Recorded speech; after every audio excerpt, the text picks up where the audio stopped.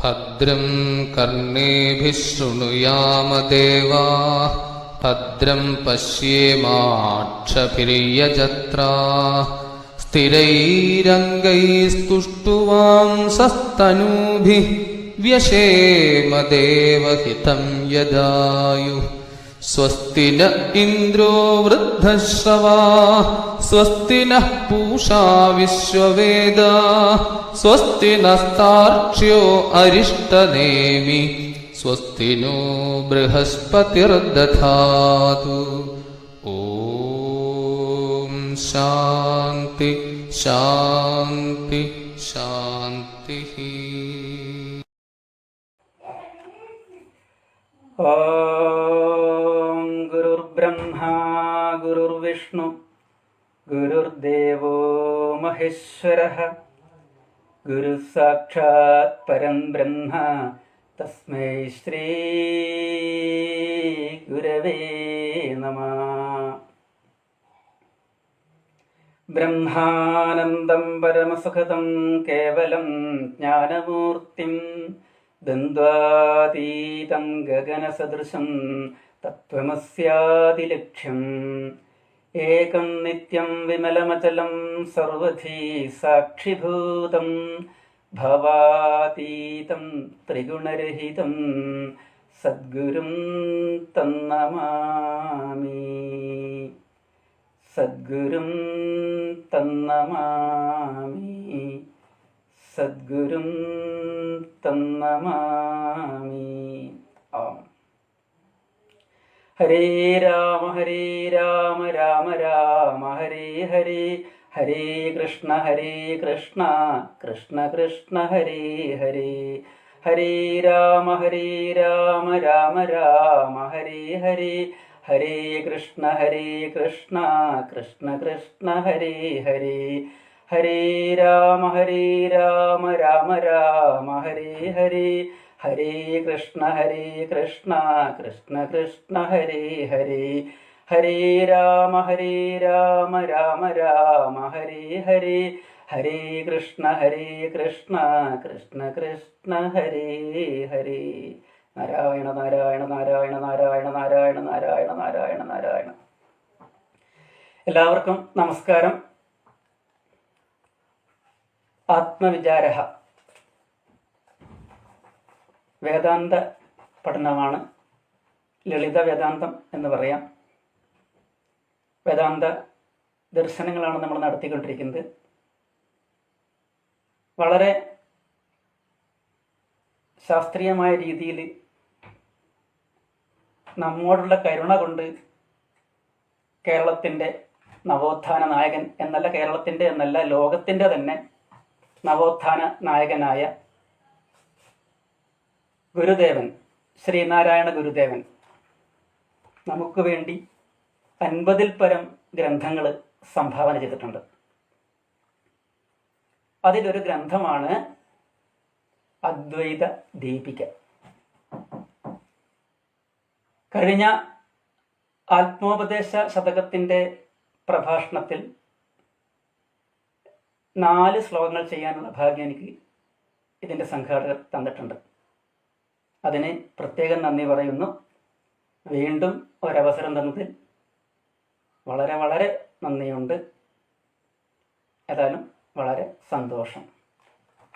ഇന്ന് നമുക്ക് ചിന്തിക്കേണ്ടത് അദ്വൈത ദീപികയിലെ 5-ാമത്തെ ശ്ലോകമാണ്. ശ്ലോകം ഇതാണ്: ആരായിലീ ഉലകമില്ലിത വിദ്യതത്വമോരാതവർക്കിതുലകായി വിലസും ഭ്രമത്താൽ ആരാൽ വിളക്കരികിലില്ല പിശാചി തന്ധകാരം ഭയന്നവനിരുട്ടു പിശാചു പോലെ. ആരായിലീ ഉലകമില്ലിത വിദ്യതത്വമോരാതവർക്കിതുലകായി വിലസും ഭ്രമത്താൽ. ആചാര്യസ്വാമികളുടെ വാക്കുകൾ ഓർമ്മിച്ചുകൊണ്ട് നമുക്ക് ആരംഭിക്കാം. ബ്രഹ്മസത്യം ജഗത് മിഥ്യ. ബ്രഹ്മം മാത്രമാണ് സത്യം, ജഗത്ത് മിഥ്യയാണ്. മോഡേൺ സയൻസിൽ നമ്മൾ പഠിക്കും ദ്രവ്യത്തിൻ്റെ കൂട്ടായ്മയാണ് ഈ ഭൗതിക പ്രപഞ്ചം. ഇലക്ട്രോൺ, പ്രോട്ടോൺ, ന്യൂട്രോൺ എന്നിങ്ങനെയുള്ള കുറേ കൂട്ടായ്മയാണ് ഈ പ്രപഞ്ചം, ദൃശ്യപ്രപഞ്ചം. ഈ ദൃശ്യപ്രപഞ്ചം ആവിർഭവിച്ചതാണ്. ചോദ്യം എന്തിൽ നിന്ന്? അതിലേക്കാണ് നമ്മുടെ അന്വേഷണം. ഗുരുദേവൻ തൻ്റെ ഗ്രന്ഥങ്ങളിലൂടെയൊക്കെ നമ്മളെ പഠിപ്പിക്കുകയാണ്. ലളിതമായ ശ്ലോകങ്ങളിലൂടെ വളരെ വിശദമായിട്ട് നമ്മളെ പഠിപ്പിക്കുകയാണ്. ഈ ഒരു ഭ്രമത്തെക്കുറിച്ചാണ് ആദ്യത്തെ 2 വരിയിൽ പറയുന്നത്. എന്ത് ഭ്രമത്തെക്കുറിച്ച്? ഈ കാണാകിയ ദൃശ്യപ്രപഞ്ചം സത്യമാണ് എന്ന ഒരു ഭ്രമം. അങ്ങനെയാണല്ലോ ഈ ശരീരം ഞാനാണ് എന്ന മിഥ്യാധാരണ പോലെ 3 ശരീരങ്ങളുടെ ഉടമസ്ഥന്മാരാണല്ലോ നമ്മളൊക്കെ. സ്ഥൂല, സൂക്ഷ്മ, കാരണ ശരീരങ്ങളുടെ ഉടമസ്ഥരാണ് നമ്മളൊക്കെ. ഈ ശരീരം ഞാനാണ് എന്ന മിഥ്യാധാരണ പോലെ തന്നെ ഈ ദൃശ്യപ്രപഞ്ചം യഥാർത്ഥ സത്യമാണ് എന്ന മിഥ്യാധാരണ. സത്യത്തിലെ ഈ ദൃശ്യപ്രപഞ്ചം മിഥ്യയാണ്, സത്യമല്ല. സത്യം കാഴ്ചക്ക് വിധേയമല്ല. ശ്രവണത്തിനോ കാഴ്ചക്കോ വിധേയമല്ല. ദൃശ്യേന്ദ്രിയത്തിന് വിധേയമല്ല, ശ്രവണേന്ദ്രിയത്തിന് വിധേയമല്ല, പഞ്ചേന്ദ്രിയങ്ങൾക്കൊന്നും തന്നെ വിധേയമല്ല സത്യം. സത്യം നാമരൂപരഹിതമാണ്. നാമരൂപരഹിതമാണ് സത്യം. രൂപത്തോടെ ഉള്ളത് ദൃശ്യപ്രപഞ്ചം. അത് അനിത്യമാണ്. അനിത്യം, അസുഖം, ലോകം. അനിത്യമാണത്, നിത്യമല്ല. ആവിർഭവിക്കുന്നു, നിലനിൽക്കുന്നു, തിരോഭവിക്കുന്നു. ആവിർഭവിക്കുന്നു, നിലനിൽക്കുന്നു, തിരോഭവിക്കുന്നു. ആത്യന്തികമായിട്ട് നിലനിൽപ്പില്ല തന്നെ. ഉണ്ടായതല്ലാത്ത ഉണ്മയ്ക്ക് മാത്രമേ സ്ഥായിയായ നിലനിൽപ്പുള്ളൂ. ഉണ്ടായതല്ലാത്ത ഉണ്മയ്ക്ക് മാത്രമേ സ്ഥായിയായ നിലനിൽപ്പുള്ളൂ. അതാണ് ഉപനിഷത്തുകളൊക്കെ നമ്മളെ പഠിപ്പിക്കുന്നത്. ഇവിടെ ഭ്രമത്തെക്കുറിച്ചാണ് പറയുന്നത്. ഈ ദൃശ്യപ്രപഞ്ചം സത്യമാണ് എന്ന ഭ്രമം, അതിനെക്കുറിച്ചാണ് ഇവിടെ ചർച്ച ചെയ്യപ്പെടുന്നത്. ആരായികിലി ഉലകമില്ലിത് അവിദ്യതത്വം ഓരാതവർക്കി തുലകായി വിലസും. എന്തിൻ്റെ വിലസലാണ്? അവിദ്യയുടെ വിലസലാണ്. അവിദ്യയുടെ വിലസൽ. അന്ധകാരമുണ്ട് ഇവിടെ. ഒരു തെറ്റിദ്ധാരണയാകുന്ന അന്ധകാരം. മിഥ്യയായതിന് ശരിയാണെന്ന് ധരിക്കുന്ന ഒരു അജ്ഞതയുണ്ട് ഇവിടെ. ഈ അജ്ഞതയാണ് അവിദ്യയായിട്ട് വിലസുന്നത്. ഇല്ലാത്ത ഉലകം ഉണ്ടെന്നുള്ള മിഥ്യാധാരണ. ആ ധാരണയിലുള്ള അവിദ്യയുടെ വിലസൽ. ഈ വിലസലാണ് ഭ്രമം എന്ന് പറയുന്നത്. ഈ ഭ്രമത്തിന് നമുക്ക് പല പല പല ഉദാഹരണങ്ങളിലൂടെ നിർവചിക്കാം. നിത്യജീവിതത്തിൽ ഒരുപാട് ഭ്രമങ്ങൾ നമുക്കുണ്ട്. ഏതൊക്കെയാണ്? ഇവിടെ ഈ കാണാകിയതൊക്കെ ഭൂതമാണ് എന്നുള്ളത് ആദ്യം തിരിച്ചറിയണം. ഭൂതമാണ് ഈ കാണാകിയതൊക്കെ. ഈ സംസാരിക്കുന്നത് ഭൂതമാണ്. അങ്ങനെയാണോ? നിങ്ങളെന്തോ പേര് ഇതിൽ കണ്ടിട്ടുണ്ടല്ലോ, എന്തോ രവിലാൽ, അങ്ങനെ എന്തോ പറഞ്ഞല്ലോ. അതൊക്കെ പറഞ്ഞിട്ടുണ്ട്. അത് ഈ ശരീരത്തെ അധികരിച്ച് എൻ്റെ മാതാപിതാക്കൾ എനിക്ക് നൽകിയ പേരാണ്. ആത്യന്തികമായിട്ട് അതെൻ്റെ പേരല്ല. ഇതിനു മുമ്പ്, ഈ ശരീരത്തിന് മുമ്പ് എനിക്ക് വേറെന്തോ പേരുണ്ടായിരുന്നു. ഈ ശരീരം കഴിഞ്ഞാൽ എനിക്ക് പുതിയ വേറെന്തെങ്കിലും വരും. മനുഷ്യജന്മം തന്നെ കിട്ടുമെന്ന് ആഗ്രഹിക്കുന്നു. കിട്ടുമെന്ന് ഭഗവാൻ അറിയാം. എന്തോ ആവട്ടെ. ആത്യന്തികമായിട്ട് എന്താണ്? ഭൂതമാണ്. ഒരു ഭൂതം ഇവിടെ നിന്ന് സംസാരിക്കുന്നു. എൻ്റെ മുമ്പിൽ ഒരു ഭൂതം മൊബൈൽ ഫോൺ ഇങ്ങനെ വെച്ചിട്ടുണ്ട്. പല ഭൂതങ്ങൾ ഇവിടെ കാണുന്നുണ്ട്. പുസ്തകമുണ്ട്, ജനലുണ്ട്, ഈ മുറിയുണ്ട്, എൻ്റെ അടുത്തൊരാൾ ഇരിക്കുന്നുണ്ട്. പല ഭൂതങ്ങളുണ്ട്. ഈ പല ഭൂതങ്ങളൊക്കെ ആവിർഭവിച്ചത് യാതൊന്നിൽ നിന്ന്? ഇതാണ് ചോദ്യം. ഇത് വളരെ വളരെ രസകരമായൊരു ചോദ്യമാണ്. എവിടെ നിന്നാണ് ഈ കാണാകിയ ഭൂതങ്ങളൊക്കെ ആവിർഭവിച്ചത്? ഇതിനെക്കുറിച്ച് അന്വേഷിക്കണം. അന്വേഷിക്കുക എന്ന് പറഞ്ഞാൽ വളരെ അധ്വാനമുള്ള ജോലിയാണ്, എളുപ്പമാണെന്ന് തോന്നും. പക്ഷെ അത് എളുപ്പമൊന്നുമല്ല. വിവേകാനന്ദ സ്വാമിജി വളരെ ലളിതമായിട്ട് തൻ്റെ ഗ്രന്ഥത്തിൽ പറഞ്ഞിട്ടുണ്ട്, ഒരു ഈശ്വരൻ ഉണ്ടെങ്കിൽ നിർബന്ധമായിട്ടും നമ്മളത് സാക്ഷാത്കരിക്കണം. ഒരാത്മാവുണ്ടെങ്കിൽ നിർബന്ധമായിട്ടും നമ്മൾ അത് സാക്ഷാത്കരിക്കണം. അല്ലെങ്കിൽ വിശ്വസിക്കാതിരിക്കുകയാണ് നല്ലത് എന്ന് പറഞ്ഞിട്ടുണ്ട്. ആ സെന്റൻസ് ഇങ്ങനെയാണ്: if there is a God we must realise it. If there is a soul we must realise it. Otherwise it is better not to believe. വളരെ രസകരമായിട്ടാണ് സ്വാമിജി പറഞ്ഞത്. ഒരു ഈശ്വരൻ ഉണ്ടെങ്കിൽ അത് നമ്മൾ നിർബന്ധമായിട്ടും സാക്ഷാത്കരിക്കണം. ഒരാത്മാവുണ്ടെങ്കിൽ നമ്മളത് നിർബന്ധമായിട്ടും സാക്ഷാത്കരിക്കണം. അല്ലെങ്കിൽ വിശ്വസിക്കാതിരിക്കുകയാണ് നല്ലത്. ഇത് നമ്മൾക്ക് എത്ര പേർക്ക് അറിയാം? നമ്മൾ ഈ ഭ്രമത്തെപ്പെട്ടിങ്ങനെ വട്ടം കറഞ്ഞാണ്. വളരെ ലളിതമായൊരു ഉദാഹരണം നമുക്ക് ചിന്തിക്കാം. ഒരു വീട്ടിൻ്റെ മുമ്പിൽ അതിഥികൾക്ക് കുടിക്കാൻ വേണ്ടി ഒരു പാത്രത്തിൽ വെള്ളം വെച്ചിരിക്കുകയാണ്. ഒരു മൺപാത്രത്തിലാണ്, അങ്ങനെ തന്നെ പറയണം, എങ്കിലേ ഉദാഹരണം പൂർണ്ണമാവും. ഒരു മൺപാത്രത്തിൽ വെള്ളം വെച്ചിരിക്കുകയാണ്. അതിഥികൾ വരും, വെള്ളം കുടിക്കും, അവർ പോവും. ഈ വീട്ടിലൊരു കൊച്ചുകുട്ടിയുണ്ട്, ഒരു 4-5 വയസ്സ് പ്രായമുള്ളൊരു മോനുണ്ട് ഈ വീട്ടിൽ. ഒരു ദിവസം ഈ വീട്ടിൽ വെള്ളം കുടിക്കാൻ വേണ്ടി ഒരു അതിഥി വന്നു. അദ്ദേഹം പാത്രത്തിൽ നിന്ന് വെള്ളം എടുത്ത് കുടിച്ചു. അതിനിടയിൽ കുട്ടിയെ കണ്ടപ്പോൾ ഇദ്ദേഹത്തിനൊരു കൗതുകമായി. കുട്ടികളെ കണ്ട നമുക്കൊക്കെ ഒരു കൗതുകമല്ലേ, എന്തെങ്കിലും ഒന്ന് സംസാരിക്കുക, 2 തമാശ പറയുക, അങ്ങനെയാണല്ലോ. അങ്ങനെ ഈ കുട്ടിയോട് 2 തമാശയൊക്കെ പറഞ്ഞ് 2 കളിപ്പിച്ചിട്ടങ്ങ് പോവാം എന്ന് കരുതി മോൻ്റെ പേരെന്താന്നൊക്കെ ചോദിച്ചു. എന്നിട്ട് ഒരു കൗതുകത്തിനെന്നോണം കുട്ടിയോട് ചോദിക്കുകയാണ്, മോനെ ഇതെന്താ? ഈ പാത്രത്തെ ചൂണ്ടി ചോദിക്കുകയാണ്, ഈ മൺപാത്രത്തെ ചൂണ്ടി ചോദിക്കുകയാണ്, ഇതെന്താ സാധനം എന്ന് ചോദിച്ചു. കുട്ടി പറഞ്ഞു പാത്രം എന്ന് പറഞ്ഞു. അവൻ പഠിച്ചത്, അവൻ്റെ അമ്മ അവനെ പഠിപ്പിച്ചത് പാത്രം എന്നാണ്. തെറ്റല്ല, ശരിയാണ്.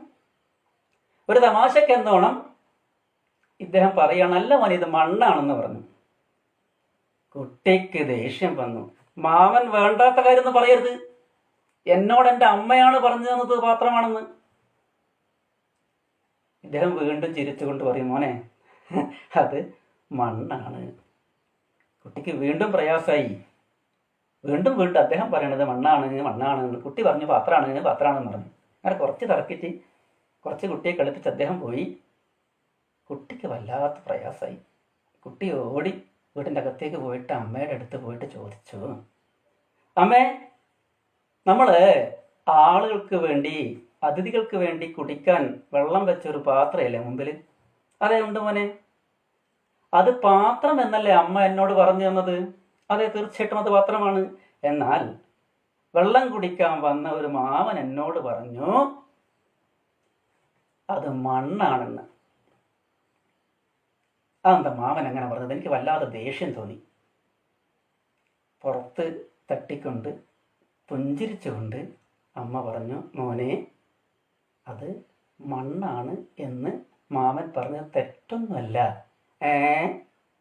അത് ശരി, അമ്മ എന്നെ പറ്റിക്കായിരുന്നു അല്ലേ? അല്ല കുട്ടാ, ഞാൻ നിന്നെ പറ്റിക്കൊന്നായിരുന്നില്ല.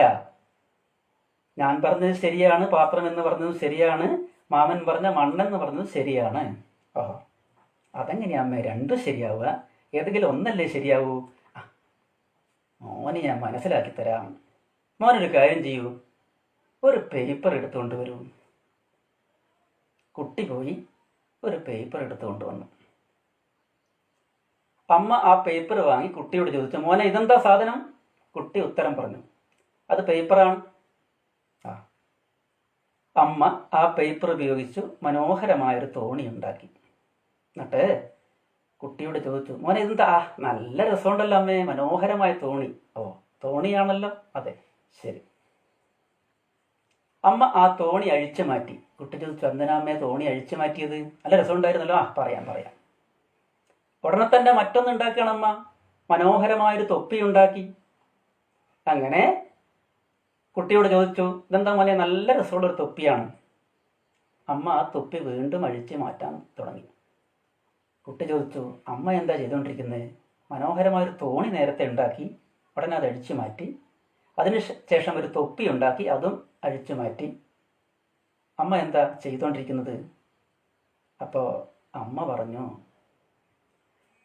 ഈ പേപ്പർ കൊണ്ട് തോണി ഉണ്ടാക്കിയപ്പോൾ മോൻ പറഞ്ഞല്ലോ തോണിയാണെന്ന്. അതെ, തോണി മാത്രമാണോ ആയിരുന്നു അത്? അത് പേപ്പറും അല്ലേ? തോണി ഉണ്ടാക്കുന്നതിന് മുമ്പ് പേപ്പർ ആയിരുന്നില്ലേ? കുട്ടി ഒരു നിമിഷം ആലോചിച്ചു. അതെ, ശരിയാണ്, അത് പേപ്പറായിരുന്നു. അതേ തോണി അഴിച്ചു മാറ്റി ഞാൻ തൊപ്പി ഉണ്ടാക്കിയപ്പോൾ അത് തൊപ്പിയായല്ലോ. അത് തൊപ്പിയായി. തൊപ്പിയാകുന്നതിന് മുമ്പ് അത് പേപ്പറായിരുന്നില്ലേ? അതെ, ആയിരുന്നു. ഇതുപോലെ പല രൂപങ്ങളും ഈ കടലാസ് കൊണ്ട് ഉണ്ടാക്കാം. എന്ത് തന്നെ ഉണ്ടാക്കിയാലും അത് കടലാസാണ്, പേപ്പറാണ്. ഏത് രൂപം ഉണ്ടാക്കിയാലും ആ രൂപത്തിൻ്റെ നാമത്തോടൊപ്പം അത് പേപ്പറുമാണ് എന്ന് പറഞ്ഞു. ഇനി പറയട്ടെ, മാമൻ പറഞ്ഞത് ശരിയാണ്, അമ്മ പറഞ്ഞത് ശരിയാണ്. ആ പാത്രം നിർമ്മിച്ചത് മണ്ണ് കൊണ്ടാണ്. മണ്ണെന്ന് പറഞ്ഞാൽ ശരിയാണ്, പാത്രം എന്ന് പറഞ്ഞാലും ശരിയാണ്. രണ്ടും ശരിയാണ്. ഇവിടെ പാത്രത്തിൽ മണ്ണിനെ കാണാത്തതാണ് ഭ്രമം.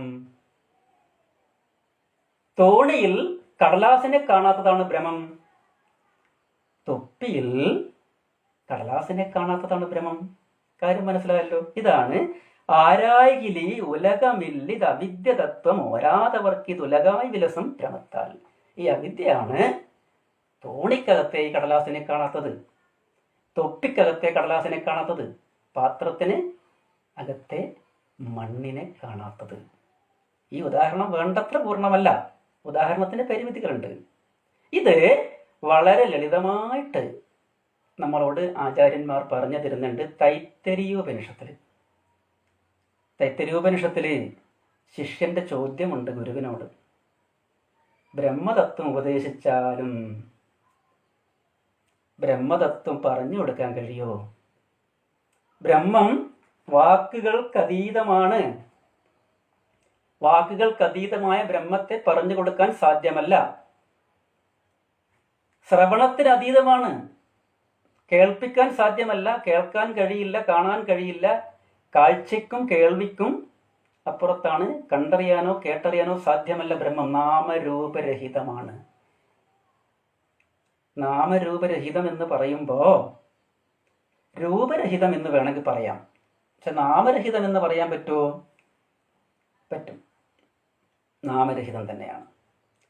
അതെന്താ നാമരഹിതം എന്ന് പറഞ്ഞാൽ ശരിയാവോ?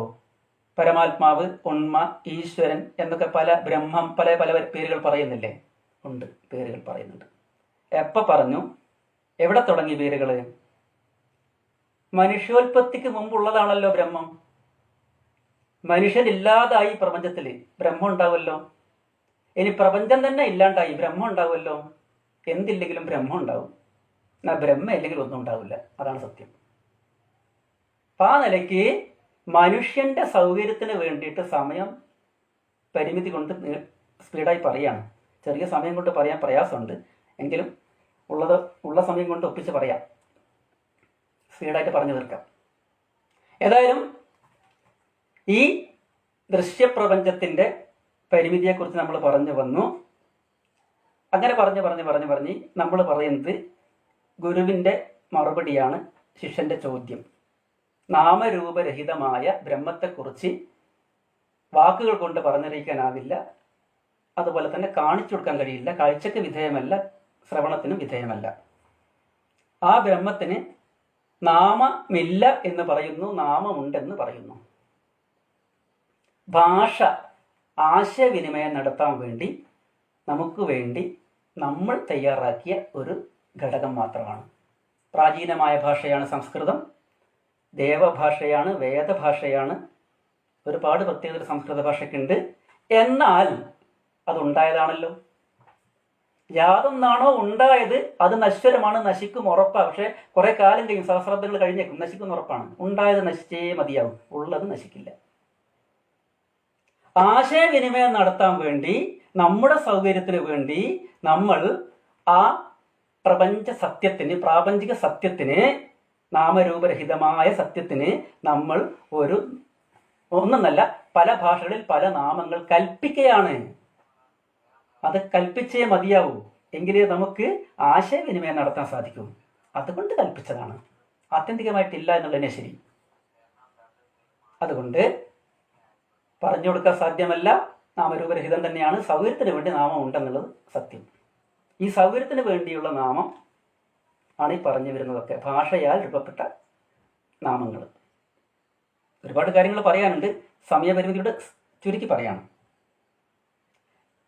ഗുരുവിൻ്റെ മറുപടി എന്താണ് ബ്രഹ്മം, ബ്രഹ്മതത്വം ഉപദേശിക്കുമെന്ന് ശിഷ്യന്റെ ചോദ്യത്തിന് ഗുരുവിൻ്റെ മറുപടി എന്താ? മറുപടി എവിടെ നിന്നാണോ ഈ കാണാകിയ ഭൂതങ്ങളൊക്കെ ആവിർഭവിച്ചത്. തൈത്തരീയ ഉപനിഷത്തിൽ വളരെ ലളിതമായിട്ട് പറയും, വളരെ മനോഹരമായിട്ട് പറയാണ്. യാതൊരു ഉണ്മയിലാണോ ഇതൊക്കെ നിലനിൽക്കുന്നത്, യാതൊരു ഉണ്മയിൽ നിന്നാണോ ഈ കാണാകിയ ഭൂതങ്ങളൊക്കെ ആവിർഭവിച്ചത്, ഞാനും നിങ്ങളും ഈ കാണാകിയതൊക്കെ, പ്രപഞ്ചം ഉൾപ്പെടെയുള്ള ഈ വസ്തുക്കളൊക്കെ യാതൊരു ഉണ്മയിൽ നിന്ന് ആവിർഭവിച്ചു. യാതൊരു ഉണ്മയിലാണ് ഇതൊക്കെ നിലനിൽക്കുന്നത്. തീർന്നില്ല, യാതൊരു ഉണ്മയിലേക്കാണോ ഇതൊക്കെ തിരോഭവിക്കുന്നത്. യാതൊരു ഉണ്മയിൽ നിന്ന് ആരംഭിച്ചു, യാതൊരു ഉണ്മയിൽ നിലനിൽക്കുന്നു, യാതൊരു ഉണ്മയിലേക്ക് തിരോഭവിക്കുന്നു. അതിനെക്കുറിച്ച് അറിയാൻ ശ്രമിക്കൂ, അതാണ് ബ്രഹ്മമെന്ന് പറയുന്നു ഗുരു ശിഷ്യനോട് തൈത്തരീയ ഉപനിഷത്തിൽ. ആ മന്ത്രം ഇങ്ങനെയാണ്: യദോ വായിമാനി ഭൂതാനി ജായന്തേ യേന ജാതാനി ജീവന്തി യത്പ്രയന്ത്യവിസംവിശന്തി തത്വിജിജ്ഞാസസ്വ തത് ബ്രഹ്മേധി. അതാണ് നേരത്തെ ഞാൻ അർത്ഥം പറഞ്ഞു തന്നെ. യദോ വാ ഇമാനി ഭൂതാനി ജായന്തേ, എവിടെ നിന്നാണോ ഈ കാണാകിയ ഭൂതങ്ങളൊക്കെ ആവിർഭവിച്ചത്. ഏന ജാതാനി ജീവന്തി, യാതൊരു ഉണ്മയിലാണോ ഇതൊക്കെ നിലനിൽക്കുന്നത്. യത് പ്രയന്ത്യ വിസംവിശന്തി, ഇതെന്തിലേക്ക് വിലയം പ്രാപിക്കുന്നു. തത്വജിജ്ഞാസസ്വ, അതിനെക്കുറിച്ച് അറിയാൻ ശ്രമിക്കൂ. തത് ബ്രഹ്മേതി, അതാണ് ബ്രഹ്മം. അന്വേഷിച്ച് കണ്ടെത്തുക തന്നെ വേണം. കാണിച്ചു കൊടുക്കാൻ പറ്റില്ല, കേൾപ്പിച്ചു കൊടുക്കാൻ പറ്റില്ല, എടുത്തു കൊടുക്കാൻ പറ്റില്ല. നാമരൂപരഹിതമാണ്. അതുകൊണ്ട് ശിഷ്യൻ കണ്ടെത്തുക തന്നെ വേണം. ഉപാസനാ തലത്തിലൂടെ, സാധനാ തലത്തിലൂടെ സ്വാനുഭൂതി തലത്തിലേക്ക് ഉയരുക തന്നെ വേണം. വേറെ മാർഗമൊന്നുമില്ല. തൈത്തരീയോപനിഷത്തിൽ പഞ്ചകോശങ്ങളെയൊക്കെ അതിക്രമിച്ച് ഭൃഗു കണ്ടെത്തുന്നുണ്ട്. അത് വേറെ കാര്യം, നമുക്ക് അങ്ങോട്ട് പോയാൽ സമയം മതിയാവില്ല. പറഞ്ഞു വരുന്നത് ഈ ഭ്രമത്തെക്കുറിച്ചാണ്. ഈ ഭ്രമം എങ്ങനെ ഇല്ലായ്മ ചെയ്യാം എന്ന് അടുത്ത 2 വരിയിലൂടെ വളരെ സ്പീഡായിട്ട് ഒരു 10 മിനിറ്റ് കൊണ്ട് പറയാം. കുറച്ച് കൂടുതൽ സമയം എടുക്കും, ദയവ് ചെയ്ത് ക്ഷമിക്കുക. ഇതൊന്ന് പറഞ്ഞ് തീർക്കണം. അതുകൊണ്ടാണ് ആ വരി ഇതാണ്: ആരാൽ വിളക്കരികിലില്ല പിശാചിത് അന്ധകാരം ഭയന്നവനിരുട്ട് പിശാചു പോലെ. ഇതാണ് ആ 2 വരികൾ. ഇവിടെ ഈ ഭ്രമത്തിന് എന്താ വേണ്ടത്? വെളിച്ചമാണ് വേണ്ടത്. ഈ ഭ്രമം ഒരു അന്ധകാരമാണ്, ഒരു അജ്ഞതയാണ്. ഇതിനാവശ്യമായ വെളിച്ചം വേണം. കിട്ടുന്ന വെളിച്ചമൊക്കെ ശരിയാണെന്നാണ് നമ്മുടെ ഭൗതിക വിദ്യാഭ്യാസം കൊണ്ട് സമൂഹം വിശ്വസിക്കുന്നത്. വലിയൊരു തെറ്റിദ്ധാരണയാണത്. ആത്യന്തികമായ വിദ്യ അതൊന്നും അല്ല എന്നുള്ളതാണ് തിരിച്ചറിയേണ്ടത്. ഇവിടെ വെളിച്ചം എന്ന് പറയുന്നത് ആത്യന്തികമായ ജ്ഞാനപ്രകാശമാണ്. ജ്ഞാനപ്രകാശം ലഭിക്കണമെങ്കിൽ എന്ത് വേണം? ജ്ഞാനപ്രകാശം ലഭിക്കാൻ ആവശ്യമായ ഗുരുനാഥന്റെ സാന്നിധ്യം കൂടിയേ തീരൂ, അല്ലെങ്കിൽ രക്ഷപ്പെടില്ല. ഗുരുനാഥനെ തേടി നമ്മൾ അങ്ങോട്ട് പോകണം. വളരെ അപൂർവമായിട്ട് ഗുരുനാഥൻ നമ്മളെ തേടി ഇങ്ങോട്ടേക്ക് വരാം. അങ്ങനെ സംഭവിക്കുമോ? അതെ, ചിലപ്പോഴൊക്കെ അങ്ങനെ സംഭവിക്കാറുണ്ട്. അതൊന്ന് പറഞ്ഞോട്ടെ, ഈ കാര്യം ഒന്ന് ബോധ്യപ്പെടുത്താൻ വേണ്ടിയാണ്. റോഡരികിലുള്ളൊരു ക്ഷേത്രം. ആ ക്ഷേത്രത്തിലെ ഒരു പ്രഭാഷകൻ പ്രഭാഷണം നടത്തിക്കൊണ്ടിരിക്കുകയാണ്. റോഡിലൂടെ വാഹനങ്ങൾ ഇങ്ങനെ പോയിക്കൊണ്ടേയിരിക്കുന്നു. അതിലെ ഒരു ബൈക്ക് യാത്രികൻ പോയിക്കൊണ്ടിരിക്കുകയാണ് റോഡിലൂടെ. ഈ ബൈക്ക് യാത്രികനാകട്ടെ ശരിയായ നിരീശ്വരവാദിയാണ്. ഈ നിരീശ്വരവാദിയായ ബൈക്ക് യാത്രികൻ ഒന്നും ചെയ്യാറില്ല, നിരീശ്വരവാദിയാണല്ലോ. ക്ഷേത്രത്തിൽ പോകാറില്ല, നാമം ജപിക്കാറില്ല, ആധ്യാത്മിക ഗ്രന്ഥങ്ങളൊന്നും വായിക്കാറില്ല, പ്രഭാഷണങ്ങളൊന്നും കേൾക്കാറില്ല, ഒന്നും ചെയ്യാറില്ല. അദ്ദേഹത്തിന് ഇതിലൊന്നും വലിയ താല്പര്യമൊന്നുമില്ല. എന്നാൽ പ്രഭാഷണം കേൾക്കുമ്പോൾ അദ്ദേഹത്തിനൊന്ന് ശ്രദ്ധിക്കേണ്ടി വന്നു. അങ്ങനെയുള്ള കാര്യമാണ് പറയുന്നത്. പ്രഭാഷകൻ പറയാണ്, പഞ്ചേന്ദ്രിയങ്ങളാണ് നമ്മുടെ വ്യക്തിത്വത്തെ ഉയർത്തുന്നതും താഴ്ത്തുന്നതും. കാണുന്നത്, കേൾക്കുന്നത്, രുചിക്കുന്നത്, മണക്കുന്നത്, സ്പർശിക്കുന്നത്. ഇതില് ശ്രവണം അത് നമ്മളെ സ്വാധീനിക്കുന്നതിൻ്റെ ഭാഗമാണ് പ്രഭാഷകൻ പറയുന്നത്. കേൾക്കുന്നത് നമ്മുടെ സംസ്കാരമായി മാറുന്നു. സംസ്കാരമായി മാറുമല്ലോ. നമ്മൾ പ്രത്യേകിച്ച് സംഗീതത്തിലൊന്നും അഭിരുചിയില്ലാത്ത നമ്മൾ, പാട്ടിനോടൊന്നും പ്രത്യേകിച്ച് താല്പര്യമില്ലാത്ത നമ്മൾ അറിയാതെ ഇങ്ങനെ ഇരിക്കുമ്പോൾ സ്വർഗപുത്രി നവരാത്രി എന്നിങ്ങനെ പാടുന്നുണ്ടാവും. നമ്മൾ അറിയില്ല. ഒരാൾ വന്നിട്ട് ചോദിക്കല്ല എന്തൊരു പാട്ടൊക്കെ. പാട്ടോ? ഞാൻ പാടിയില്ലല്ലോ. സത്യം അദ്ദേഹം പറയുന്നത്. അദ്ദേഹത്തിൻ്റെ ശ്രവണ സംസ്കാരത്തിൽ നിന്ന് അദ്ദേഹം അറിയാതെ പുറത്തേക്ക് വന്നതാണത്. ഇത് കേട്ടു ഈ നിരീശ്വരവാദിയായ വ്യക്തി. അദ്ദേഹത്തിന് തോന്നി, ഞാനീ വിചാരിച്ചതൊന്നല്ല സംഗതി, ഈ കാണാകിയതൊന്നല്ല ഈ സംഗതി, ഇത് കുറച്ച് പഠിക്കാനുള്ളതാണ്, ഇത് ശാസ്ത്രീയമാണെന്ന് തോന്നുന്നു എന്നൊരു പുത്തൻ ചിന്ത അദ്ദേഹത്തിന് ഉണർന്നു. അതിനൊരു കാരണം കൂടി ഉണ്ടായി. അദ്ദേഹം ലളിതാ സഹസ്രനാമൊന്നും വായിക്കില്ല. എന്നാൽ ലളിതാ സഹസ്രനാമത്തിലെ വരികൾ അദ്ദേഹം അറിയാതെ ചൊല്ലിപ്പോകാറുണ്ട്. എന്തുകൊണ്ട്? ദിവസവും അമ്മ വീട്ടിൽ നിന്ന് വായിക്കും ലളിതാ സഹസ്രനാമം. അങ്ങനെ കേട്ട് അദ്ദേഹം അറിയാതെ അദ്ദേഹത്തിൽ സംസ്കാരമായിട്ട് വെറുതെ ഇങ്ങനെ നടക്കുമ്പോൾ അദ്ദേഹം ഇങ്ങനെ പറയും, ശ്രുതി സീമന്ത സിന്ദൂരീകൃത പാദാബ്ജധൂളിക സകലാഗമ സന്തോഷ ശുക്തി സമ്പുടമുക്തിക പുരുഷാർത്ഥപ്രദ പൂർണ്ണ ഭോഗിനി ഭുവനേശ്വരി എന്നിങ്ങനെ അറിയാണ്ട് പറഞ്ഞു. സത്യമാണ്. അദ്ദേഹത്തിന് ഓർമ്മ വന്നു, ഞാൻ അറിയാണ്ട് എത്രയോ ചൊല്ലിപ്പോയിട്ടുണ്ട്. അമ്മയത് ചെല്ലും, ഞാൻ ഇങ്ങനെ കേൾക്കും, അറിയാണ്ട് എന്നെ വായനിങ്ങനെ പുറത്തേക്ക് വരും. സത്യമല്ലേ എന്ന് അദ്ദേഹത്തിന് തോന്നി. ഇത് ശരിയാണെന്ന് തോന്നി. ഞാനീ വിചാരിച്ച പോലൊന്നല്ല, എനിക്കിത് കാര്യത്തില് മനസ്സിലായിട്ടില്ലായിരുന്നു. ഒന്ന് പഠിക്കാം, പ്രഭാഷണങ്ങളൊക്കെ ഒന്ന് കേട്ടു നോക്കാം, ഈ സംഗതിയൊക്കെ ഒന്ന് പഠിക്കാൻ പറ്റി ശ്രമിച്ചു നോക്കാം, വിചാരിക്കുന്നതിനപ്പുറത്ത് എന്തൊക്കെയോ മനസ്സിലാക്കാനുണ്ട് എന്ന ഒരു പുത്തൻ ചിന്ത ഇദ്ദേഹത്തിന് വരുമ്പോൾ, നേരത്തെ നമ്മൾ എവിടെയായിരുന്നു പറഞ്ഞു നിർത്തിയത്? ഗുരുനാഥൻ ഇങ്ങോട്ട് വരികയാണ് യാദൃശ്യമായിട്ട്. അദ്ദേഹം ഗുരുനാഥനെ തേടി പോയിട്ടില്ല. ഒരു പുതിയ അവസരം, ഒരു പുത്തൻ ഉണർവ് അങ്ങനെ അദ്ദേഹത്തിന് ഉണ്ടാവുകയാണ്. എന്നാൽ കൂടുതലും ഗുരുനാഥൻ അന്വേഷിച്ച് അങ്ങോട്ട് പോകാറാണ് പതിവ്. ഇവിടെ വെളിച്ചത്തിന്റെ അഭാവമുണ്ട്. ഈ വെളിച്ചത്തിന് ആവശ്യമായ പ്രവർത്തനം നടത്തേണ്ടത് ഗുരുനാഥനാണ്. ഗുരുനാഥൻ എന്ന പദത്തിന്റെ അർത്ഥം അന്ധകാരത്തിൽ നിന്ന് വെളിച്ചത്തിലേക്ക് നയിക്കപ്പെടുന്ന അയാൾ ആരോ അദ്ദേഹമാണ് ഗുരുനാഥൻ. ആ ഗുരുനാഥന്റെ സാന്നിധ്യം എപ്പോൾ ഉണ്ടാവുന്നുവോ അപ്പോൾ ആവശ്യമായ വെളിച്ചം ലഭിക്കും. പലപ്പോഴും അങ്ങോട്ട് പോയിട്ട് ഗുരുനാഥനെ കണ്ടെത്തേണ്ടി ഇരിക്കും. അതുകൊണ്ടാണ് ഈ പ്രശ്നങ്ങളൊക്കെ ഉണ്ടാകുന്നത്. ഇവിടെ പിശാചാണി അന്ധകാരം എന്ന് പറയുന്നു. ആരാൽ വിളക്കരികിലില്ല പിശാചിത് അന്ധകാരം ഭയന്നവൻ ഇരുട്ട് പിശാച് പോലെ. വെളിച്ചം ഉണ്ടാകുമ്പോൾ അന്ധകാരമാകുന്ന പിശാച് എന്ന് പറഞ്ഞാൽ വളരെ ഭയാനകമായ ഒരവസ്ഥയാണ്. ഒരു ജീവിയാണ്. നമ്മളിലും നല്ലൊരു ശതമാനം പിശാചുക്കൾ ഉണ്ട്. അതിൻ്റെ അർത്ഥത്തിലേക്കൊന്നും ഞാൻ വരുന്നില്ല, ആരെയും പ്രയാസപ്പെടുത്തുന്നില്ല. പിശാച് എന്നുള്ള പദത്തിന്റെ അർത്ഥം ശവന്തീനികൾ എന്നാണ്. പിശം ശവം, പിശാച് ശവന്തീനി. അതിനോടാണ് എന്തിനെ ഉപമിച്ചത്? അന്ധകാരത്തെ ഉപമിച്ചത്. സാന്ദർഭികമായിട്ട് പറഞ്ഞെന്ന് മാത്രം. പിശാച് എന്നുള്ള പദത്തിന്റെ അർത്ഥം തന്നെയാണ്. ഈ അന്ധകാരം എന്താണ്?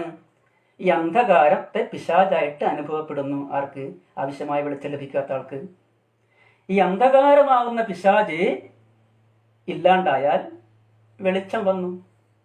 ഈ വെളിച്ചം വരാൻ എന്ത് വേണം? ഗുരുനാഥന്റെ സാന്നിധ്യം വേണം. ഗുരുനാഥന്റെ സാന്നിധ്യം ഉണ്ടായാൽ മാത്രം മതിയോ? ഗുരുനാഥന്റെ സാന്നിധ്യം ഉണ്ടായാൽ മാത്രമൊന്നും പോരാ. 3 ഘടകങ്ങൾ അതിൻ്റെ കൂടെ നമ്മൾ പാലിക്കണം. എങ്കിലേ ഗുരുനാഥന്റെ സഹായം ഉണ്ടായാൽ അത് ഗുണകരമായി തീരൂ. അല്ലാണ്ട് ഒരു ഗുരുനാഥൻ എടുത്തു പോയിട്ട് അദ്ദേഹം എന്തൊക്കെയോ പറയുന്നു, ഇതിലെ കേൾക്കുന്നു, ഇതിലെ വിടുന്നു. അപ്പൊ പിന്നെ എന്ത് പഠിച്ചു? ഒരു ഗുണവും ഇല്ല. ജീവിതത്തിൽ പ്രത്യേകിച്ച് മൂല്യങ്ങളൊന്നും കിട്ടിയിട്ടില്ല. കുറച്ച് സമയം പോയി കിട്ടിയെന്നല്ലാതെ വേറെ കാര്യമൊന്നുമില്ല. ആ അവസ്ഥ കൊണ്ട് കാര്യമില്ല. 3 ഘടകങ്ങൾ പ്രാവർത്തികമാക്കണം. എന്തൊക്കെയാ 3 ഘടകങ്ങൾ? ശ്രവണം, മനനം, നിധിധ്യാസനം. അതൊക്കെയാണ് ശ്രവണം, മനനം, നിധിധ്യാസനം. ഈ 3 കാര്യങ്ങൾ പ്രാവർത്തികമാക്കുമ്പോഴാണ് ഗുരുനാഥനെ കൊണ്ടുള്ള ഗുണം നമുക്ക് ലഭ്യമാവുന്നത്. ഗുരുനാഥൻ കാര്യങ്ങൾ ഇങ്ങനെ പറഞ്ഞു തരും. അത് നമുക്ക് ഗുണകരമായി തീരണമെങ്കിൽ, നമ്മുടെ അന്ധകാരമാകുന്ന പിശാച് ഇല്ലാതാവണമെങ്കിൽ ശ്രവണം, മനനം, നിധിധ്യാസനം നമ്മൾ പ്രാവർത്തിയാക്കണം. എന്താണ് ഈ ശ്രവണം, മനനം, നിധിധ്യാസനം എന്ന് പറഞ്ഞാൽ അതുകൂടി പറഞ്ഞിട്ട് എൻ്റെ പ്രഭാഷണം ഞാൻ ഉപസംഹരിക്കും. അല്പസമയം നീണ്ടുപോകുന്നുണ്ട്, സദയം ക്ഷമിക്കുക. ശ്രവണം എന്ന് പറഞ്ഞാൽ കേൾക്കുക കേൾക്കുക കേൾക്കുക കേൾക്കുക, അത് തന്നെ കേട്ടുകൊണ്ടേ ഇരിക്കുക. എന്ത്? നല്ല കാര്യങ്ങൾ, വെളിച്ചം ലഭിക്കുന്ന കാര്യങ്ങൾ, അല്ലാണ്ട് എന്തെങ്കിലും കേട്ടിട്ട് കാര്യമില്ല. കേൾക്കുന്നതൊക്കെ സംസ്കാരമായി തരും നമ്മുടെ വ്യക്തിത്വം. അത് നേരത്തെ പറഞ്ഞല്ലോ. ഇവിടെ ഗുരുനാഥനിൽ നിന്ന് ഉള്ള നല്ല വാക്കുകൾ കേൾക്കുക കേൾക്കുക കേൾക്കുക. കേട്ടതൊക്കെ അപ്പടി വിശ്വസിക്കണമെന്ന് ആരെങ്കിലും പറഞ്ഞോ? നമ്മുടെ ഏറ്റവും വലിയ പ്രത്യേകത എന്ന് പറയുന്നത്, ഭാരതീയ സംസ്കാരത്തിൻ്റെ ഏറ്റവും വലിയ പ്രത്യേകത എന്ന് പറയുന്നത്, കേട്ടത് അപ്പടി വിശ്വസിക്കേണ്ട, യുക്തിസഹമായിട്ട് ചിന്തിച്ചിട്ട് ശരിയാണെന്ന് ബോധ്യപ്പെട്ടാൽ സ്വീകരിക്കാം, അല്ലെങ്കിൽ തള്ളിക്കളിയാം. ഇത്ര മഹനീയമായ ഒരു തത്വസംഹിത ലോകത്ത് എവിടെയാണുള്ളത്? നമ്മൾ എത്ര ഭാഗ്യവാന്മാരാണ്. ഉപനിഷത്തുകളിലൊക്കെ ഗുരുനാഥനോട് ശിഷ്യൻ നിരന്തരമായി ചോദിച്ചുകൊണ്ടിരിക്കുമ്പോൾ വല്ല അസഹിഷ്ണുതയുണ്ടോ ഗുരുനാഥന്? ഒരസഹിഷ്ണുതയില്ല. സഹിഷ്ണുതയോടുകൂടി ഉത്തരം പറഞ്ഞു കൊടുക്കുകയാണ് ഗുരുനാഥൻ. ഈ സഹിഷ്ണുതയോടുകൂടി ഉത്തരം പറഞ്ഞു കൊടുക്കാനുള്ള മഹത്വം ഉള്ളത് കൊണ്ടാണ് ചാർവാകനെ ചാർവാക മഹർഷിയാക്കിയത്. അത്ര മഹനീയമായ സംസ്കാരം നമ്മുടെ സംസ്കാരം. ഇത് കൈവിട്ട് കളയരുത്. അതിന് വേണ്ടത് ശ്രവണം, മനനം, നിധിധ്യാസനം. കേൾക്കുക കേൾക്കുക കേൾക്കുക, കേട്ടത് മനനം ചെയ്തുകൊണ്ടേയിരിക്കുക, കേട്ടതിനെക്കുറിച്ച് കൂടുതൽ കൂടുതൽ വിശദമായിട്ട് പഠിച്ചുകൊണ്ടേയിരിക്കുക, പഠിച്ച് ശരിയാണെന്ന് ബോധ്യപ്പെട്ടത് ഉറപ്പിക്കുക. അതിൽ പിന്നെ സംശയമില്ല. പഠിച്ച് ഉറപ്പിച്ചത് ശരിയാണെന്ന് ബോധ്യപ്പെട്ടാൽ പിന്നെ സംശയത്തിന് യാതൊരു വകയില്ല ഇവിടെ. അതിനൊരു ഉദാഹരണം കൂടി പറഞ്ഞ് നമുക്ക് ഉപസംഹരിക്കാം. അല്പസമയം നീണ്ടുപോയി, സദ്യം ക്ഷമിക്കുക. ഇവിടെ ഒരു സ്ഥലത്തേക്ക് പോകണ ഒരാൾക്ക് ഇങ്ങനെ പോയിക്കൊണ്ടിരിക്കുമ്പോൾ വഴി ചോദിക്കാൻ ഒരു കൊച്ചുകുട്ടിയാണുള്ളത്. ആ കൊച്ചുകുട്ടിയോട് വഴി ചോദിച്ചു, മോനെ ഇന്ന സ്ഥലത്തേക്ക് പോകണമല്ലോ. കുട്ടി 2 വഴി പറഞ്ഞു കൊടുത്തു. സന്ധ്യ ആയിരിക്കുകയാണ്. ഈ ഇടുങ്ങിയ ഇടവഴിയിലൂടെ പോകാം, റോഡിലൂടെ പോകാം. ഈ ഇടുങ്ങിയ ഇടവഴിയിലൂടെ പോകുമ്പോൾ മാമ സന്ധ്യ ആയിരിക്കുന്നു, 2 ഭാഗത്തും കുറ്റിക്കാടുണ്ട്, പാമ്പൊക്കെ ഉണ്ടാവും, അപകടമാണ്. എളുപ്പമാണ്, പക്ഷേ അപകട സാധ്യത ഉണ്ട്. അതുകൊണ്ട് മാമൻ റോഡ് വഴി പോയിക്കോളും, അതാണ് സുരക്ഷിതം. ചെറിയ കുട്ടി എന്ന് പറഞ്ഞിട്ട് തള്ളാൻ പറ്റുമോ? യുക്തിഭദ്രമായ കാര്യമല്ലേ ആ കുട്ടി പറഞ്ഞത്? ആ യുക്തിഭദ്രത മനസ്സിലാക്കി അത് ശ്രവണം ചെയ്തു, മനനം ചെയ്തു. കുട്ടി പറഞ്ഞത് ശരിയാണ് എന്ന് ബോധ്യപ്പെട്ടു, റോഡ് വഴി പോയി, അപകട സാധ്യത തരണം ചെയ്തു. ഇതുപോലെ യുക്തിസഹമായിട്ട് ശരിയാണെന്ന് ബോധ്യപ്പെട്ടാൽ മാത്രം സ്വീകരിക്കുക. അത് ചെറിയ കുട്ടിയാണെന്ന് പോലും മാനിക്കേണ്ട ആവശ്യമില്ല. കാരണം സനൽകുമാരനാണ് നാരദ മഹർഷിക്ക് പരയുടെ പാല് നുകർന്നത് എന്ന് മനസ്സിലാക്കുക ചാന്തോക്യോപനിഷത്തിൽ. ഇങ്ങനെ പറയുകയാണെങ്കിൽ ഈ കാര്യത്തെക്കുറിച്ച് ഒരുപാട് പറയാനുണ്ട്. പരിമിതമായ സമയം കൊണ്ട് ഞാൻ വീർപ്പുമുട്ടുകയാണ്. എന്തായാലും ഇങ്ങനെ ഒരു അവസരം തന്ന ഇതിന്റെ സംഘാടകർക്ക് ഒരിക്കൽ കൂടി നന്ദി പറയുന്നു. ഈ ശ്ലോകത്തിലൂടെ നമുക്കൊന്ന് കടന്നു പോകാം. ആരായിലി ഉലകമില്ലിതവിദ്യ തത്വം ഓരാതവർക്കിതുലകായ് വിലസുംഭ്രമത്താൽ ആരാൽ വിളക്കിരികിലില്ല പിശാചിത് അന്ധകാരം ഭയന്നവൻ ഇരുട്ടു പിശാച് പോലെ. ഇവിടെ ദൃശ്യപ്രപഞ്ചം സത്യമാണെന്നുള്ള മിഥ്യാധാരണയ്ക്ക് എന്താ വേണ്ടത്? പരിഹാരം. ഗുരുനാഥന്റെ അനുഗ്രഹം വേണം, വെളിച്ചം ലഭിക്കണം. ആവശ്യമായ വെളിച്ചം ലഭിച്ചാൽ ആ മിഥ്യാധാരണയിൽ നിന്ന് നാമരൂപരഹിതമായ പരമാത്മതത്വത്തെ അനുഭവിച്ചറിയാം. ശ്രവണം, മനനം, നിധിധ്യാസനം, നാമജപാതി ഉപാസനകൾ, അതിലൂടെ ഒരു പുത്തൻ അനുഭവത്തിലേക്ക് ആർക്കും പ്രവേശിക്കാവുന്നതേയുള്ളൂ. അല്ലെങ്കിൽ ശ്വേതാശ്വതര ഉപനിഷത്തിലെ ഒരു മന്ത്രം കൂടി ചൊല്ലി ഉപസംഹരിക്കാം. യഥാ ചർമ്മവതാകാശാം വേഷ്ടയിഷ്യന്തി മാനവ തഥാ ദേവമവിജ്ഞായാം ദുഃഖസ്യാന്ത്യം ഭവിഷ്യതി. ആധ്യാത്മികതയിലൂടെ ഇല്ലാതെ ലോകത്തിൽ ആർക്കും ശാന്തിയും സമാധാനവും ലഭിച്ചിട്ടില്ല, ലഭിക്കാനും പോകുന്നില്ല. ആധ്യാത്മികത എന്ന് പറഞ്ഞാൽ കേവലം പ്രകടനങ്ങളല്ല, താത്വികമായിട്ട് ശാസ്ത്രീയമായിട്ട് ഉപാസന ചെയ്യുക, പഠിക്കുക, ശ്രവണം, മനനം, നിധിധ്യാസനം. ഒരിക്കൽ കൂടി ഓർപ്പിക്കുന്നു. ഈ വഴിയിലൂടെ സഞ്ചരിക്കുമ്പോൾ ഇരുട്ട് നീങ്ങിക്കോളും, പ്രകാശം വന്നുകൊള്ളും. അതിനാവശ്യമായ ഗുരുവിനെ സ്വീകരിക്കുക. ഈ ഭ്രമം പോയിക്കോളും. ഈ ദൃശ്യപ്രപഞ്ചം മിഥ്യയാണ്, സത്യം പരമാത്മാവ് മാത്രമാണ്, അത് നിത്യമാണ്, സനാതനമാണ് എന്ന് ഏതെങ്കിലും ഒരു കാലത്ത് one day we will reach there, sure. ഒരു ദിവസം നമ്മൾ അവിടെ എത്തും, ഉറപ്പാണ്. ഒരു സംശയം അക്കാര്യത്തിലില്ല. ഈ കാര്യം ഒന്ന് മനസ്സിലാക്കുക. അതിനാവശ്യമായ കാര്യം ഞാൻ വീണ്ടും ഓർപ്പിക്കുകയാണ്. ശ്രവണം, മനനം, നിധിധ്യാസനം. അതിന് സാധിക്കുമാറാകട്ടെ എന്ന് ആശംസിച്ചുകൊണ്ട് ഈ ചെറിയ പ്രഭാഷണം ഉപസംഹരിക്കുന്നു. നന്ദി, നമസ്കാരം. ഓം പൂർണ്ണമദ പൂർണ്ണമിദം പൂർണ്ണാത് പൂർണ്ണമുദച്യതേ പൂർണ്ണസ്യ പൂർണ്ണമാദായ പൂർണ്ണമേവാവശിഷ്യതേ. ഓം ശാന്തി ശാന്തി ശാന്തി.